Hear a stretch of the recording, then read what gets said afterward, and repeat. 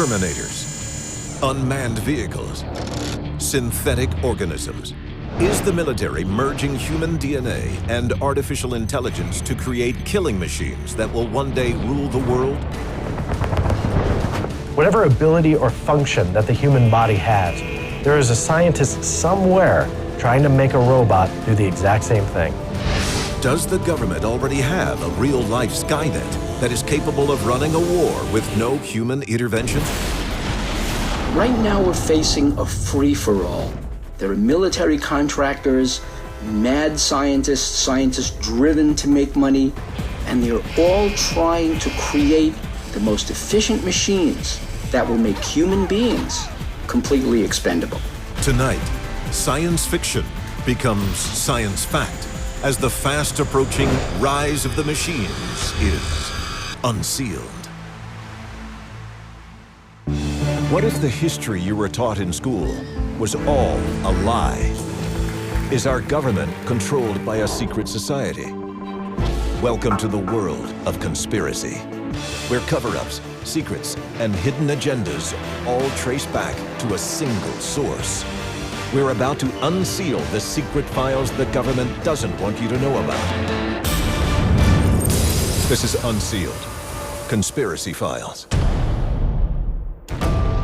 1917, World War I. Trenches scar the face of Europe as Allied and enemy forces dig into the ground. In an attempt to gain the upper hand, the United States Army secretly rushes to manufacture an unpiloted airplane known as the Kettering Bug. It is the first military drone to ever hit the skies, carrying 180 pounds of explosives with a target range of 75 miles. Aviation was in its infancy, yet we're already trying to figure out how to use this technology as a weapon. In the 1930s, Russia develops the Teletank, a mechanized monster with a built-in flamethrower and machine gun. In the 1940s, the Nazis roll out the Goliath tracked mine, a deadly miniature remote-controlled tank, the first baby steps of the rise of the machines.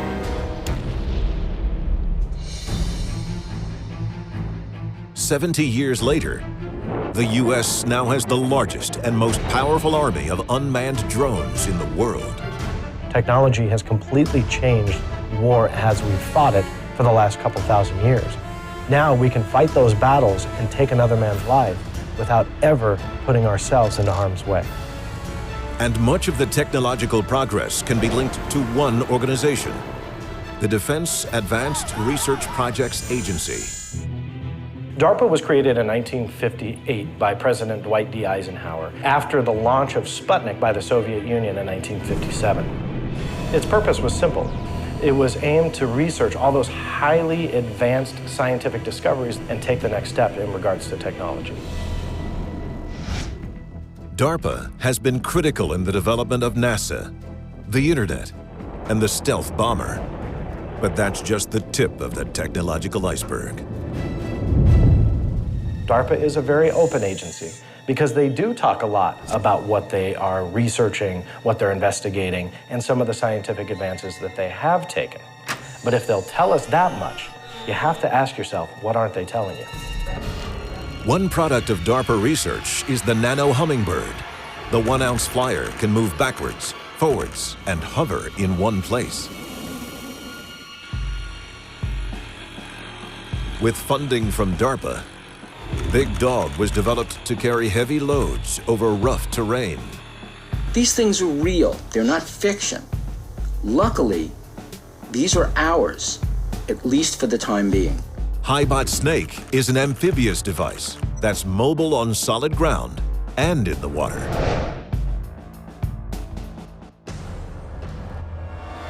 As science makes these advances, they start creating robots that do very small things. One can carry heavy loads, another jumps very high.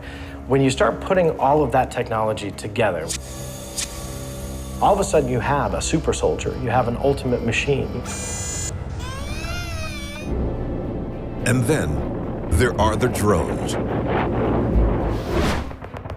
1 in 3 military aircraft operates without a human pilot. And their numbers increase every day. In the beginning, there was a man in the middle of Nevada or DC or even just outside the battlefield that was controlling this piece of machinery. But now, as technology advances, these machines can actually fly themselves.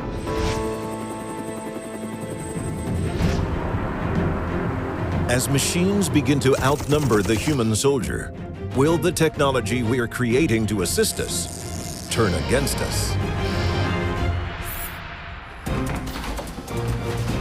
Right now, the intelligent machines are on our side because they're programmed to be.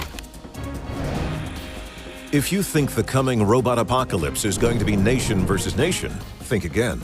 Many of the machines most likely to stage an uprising are already in our homes. It's crazy to think that these devices can't be used against us. And if something can be used against us, they will be used against us. Unsealed. Conspiracy Files. Welcome back to the world of conspiracy. This is Unsealed. Conspiracy Files. Every year, the machines we make get one step closer to replacing us altogether. But instead of being wary of robots, Americans just embrace them all the more. Unsealed case file. Smart toys. 1998, the American International Toy Fair in New York City. A fuzzy talking figure soon becomes the must-have Christmas gift of the season. The Furby is the first successful attempt to sell a robot to the domestic market. Prices for the electronic toy soon top $100 on the resale market. Furby would come and it would only know the language Furbish. Kids would teach it how to learn in English, learn words. The Furby automatically records bits and pieces of its owner's conversations. Consumers are fascinated. The National Security Administration bans the toy from their offices. Simply by listening to us, it was becoming intelligent. And shouldn't the NSA ban give us a clue about the path we're going down? 1 year later, the Sony robot dog Aibo further solidifies the consumer's love of a robot companion. There's a huge difference between remote control robots and autonomous robots. Autonomous robots don't need human interaction. They can literally make a decision for itself and be programmed to completely live its robotic life by its own. With just minor adjustments, these robot dogs can take and send photographs wirelessly. A few more tweaks allow several to work together as a soccer team. They're learning, they're working together, and they're sending photos of their surroundings to people. How is that not setting off alarm bells? Just 1 year later, in 2000, Honda introduces the first humanoid robot for home use. They name him Asimo for Advanced Steps in Innovative Mobility. His stated goal? To assist humans with physical limitations. The idea and the concept was there that one day we would rely on these robots to help us with our everyday tasks. From welding to vacuuming, from performing delicate surgery to making noodles, there seems to be no limit to what a robot can learn to do. And they're talking to each other. My Roomba has a USB port and a Bluetooth. Who does it need to communicate with? We openly share our personal info via social networks. We willingly allow our every move to be tracked by GPS. Imagine an artificial intelligence software utilizing all that data. It can literally map your entire life. 1 billion Facebook users on 1 billion smartphones. Each cell phone and profile containing hundreds of bits of information about you and all your contacts. If you look at our technological infrastructure, our banking information, our power grids, our telephones, they're all connected in some way. That's a digital Armageddon waiting to happen. Intelligent robots and computers have been gathering data on mankind for years. Now we're serving it up to them on a silver platter. First, we like the interconnectedness. We think it's great. But pretty soon we become dependent on these devices. Pretty soon we can't live without these devices. And that's the whole point. Scientists program the most dangerous robots not to harm their creators. But computers, just like the people they may someday replace, are subject to illness.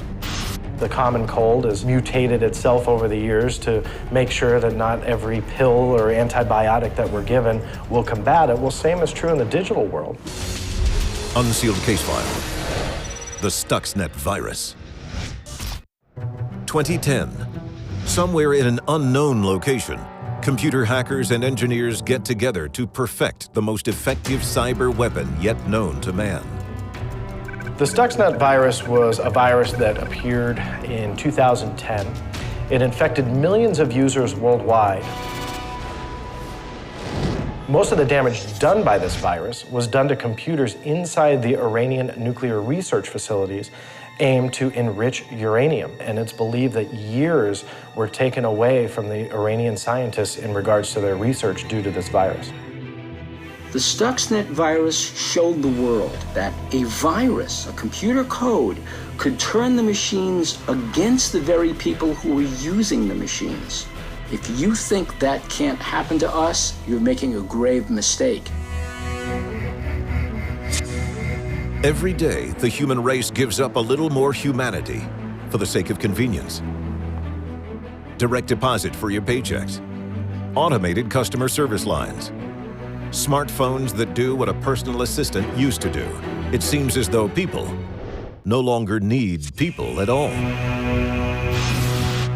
Coming up, how will machines ultimately rule mankind? By eventually merging with them. You look at the stuff they're doing today, and it's like science and science fiction are indistinguishable. Unsealed. Conspiracy Files. Welcome back to the world of conspiracy. This is Unsealed. Conspiracy Files. Since the Industrial Revolution, mankind has invented machines to do nearly anything a man can do. But now, engineers and scientists are taking things a step further. Unsealed case file. Man-machine hybrids. Remember the $6 million man? It's not fiction anymore. Battery-powered exoskeletons become one with the wearer, allowing a human soldier to double or triple his strength and endurance. Exoskeleton battle gear is a fantastic help to our combat troops. But what happens when you don't need the human being inside the exoskeleton anymore? If you look at what we're capable of today, it's like science and science fiction are indistinguishable. And scientists have more fully integrated man-machine crossovers already in place. Eyes, hands, arms, even synthetic human flesh. If a person has it, somewhere an engineer is figuring out how to give it to a robot. Biodesign, a new project at DARPA, is making the impossible possible. It intends to create synthetic organisms that will be programmed to live indefinitely. Not only have we created a robot, we're giving it the gift of immortality. If you start to program it to be self-replicating, it goes out, puts another copy of itself together, programs it, and sends it off into the universe. That 1 becomes 2, the 2 becomes 4, 4 becomes 8, so on and so forth. In a very short amount of time, these probes could, in theory, start to take over the world. Of course, robots only do what they're programmed to do. But what happens when they're programmed to fool us? Unsealed case file. The Turing test. 1950. Alan Turing, one of the fathers of modern computing, poses a simple question. Can machines think? The field of artificial intelligence is born. The Turing test was created to determine whether or not an artificial intelligence software could act human-like. The test would involve 3 different subjects: the judge, a computer, and an actual human. The judge would communicate and send messages to the computer via text and messages to the human and receive a response. Based on the response, if the judge couldn't figure out which one was human, it would pass the Turing test. And computers just keep getting better. I don't think it's very hard for a machine to actually convince the human that it's human. Since the advent of social networking, a whole new artificial entity has emerged: the social bot. There are computer programs and scripts out there that traverse the net and think for themselves, can hack into websites, can actually communicate and send messages with you. If you're on Facebook or some type of social network platform, all of a sudden you get a message from somebody. Sometimes there's not a human on the other end. How soon before the robots that can fool us become the robots that can rule us? It's more likely than you think. What might happen if software programmers are able to provide that power, that ability for computer-driven robots to think, to make decisions on their own without input from their human creators? The rise of thinking, synthetic, immortal organisms could spell the end of the human race. So what happens when the robots rise up and take technology away from mankind? Everything shuts down. Your cell phone doesn't work, your GPS doesn't work, your car doesn't even work because it's computer-driven. Nothing in your life that works by computer operates, and that could only be the beginning of the end. A massive meltdown creates worldwide panic. Satellites go offline. Power grids fail. Water supplies disappear. The Earth goes dark. Your phone, your computer, your car, they're all part of the Matrix. The drones that think for themselves, the weapons that basically define their own targets. What happens when they turn on us? Thankfully, the time when machines take over for mankind still lies in the future. But you'll never believe what they're already doing today. When we return, the mind-blowing truth about robots with a license to kill. When a machine's given the authority to decide to kill a human, we call that the kill clause. Unsealed. Conspiracy Files. Welcome back to the world of conspiracy. This is Unsealed. Conspiracy Files. Due to the graphic nature of some images, viewer discretion is advised. Perhaps the most disturbing development in state-of-the-art robotics is also the most deadly. It's known as the kill clause. A 2008 report prepared for the U.S. Navy outlines its intention. Imagine the face of warfare with autonomous robotics, mobile machines that can make decisions, such as fire upon a target without human intervention, can replace the soldier in an increasing range of dangerous missions. Will these devices actually be able to make kill decisions based on the actions of the human beings they're targeting? We can't be sure that that's not already happening.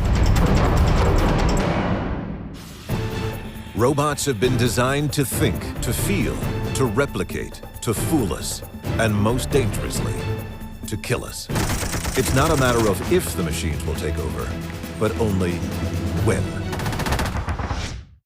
Unsealed. Conspiracy Files.